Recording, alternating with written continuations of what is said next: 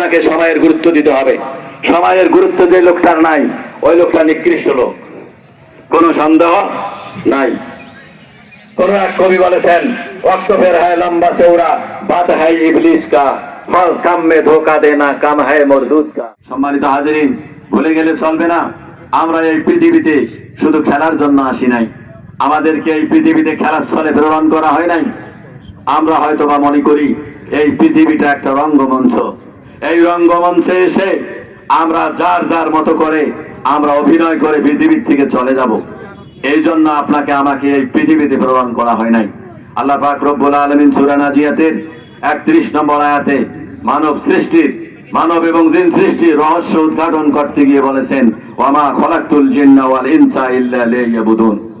আমি জিন এবং মানুষকে শুধুমাত্র কেবলমাত্র একমাত্র আমার ইবাদতের জন্য সৃষ্টি করেছি, অন্য কোনো কাজের জন্য সৃষ্টি করি নাই।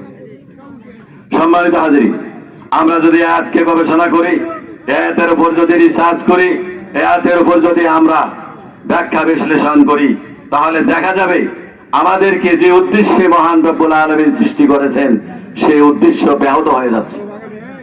সেই উদ্দেশ্য আমাদের দ্বারা সাফল্যমণ্ডিত হচ্ছে না।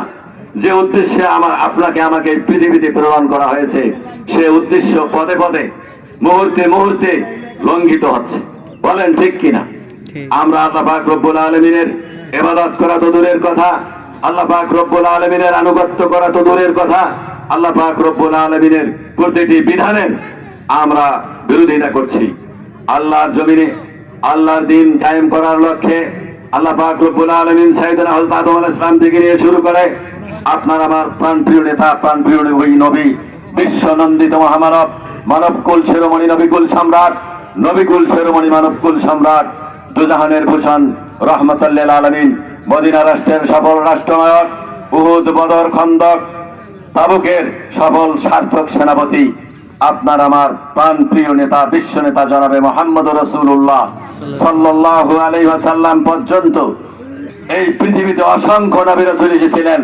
তাদের একটাই কাজ ছিল, আনিবুদুল্লাহ ওয়াস্তানিবুত তাগুত।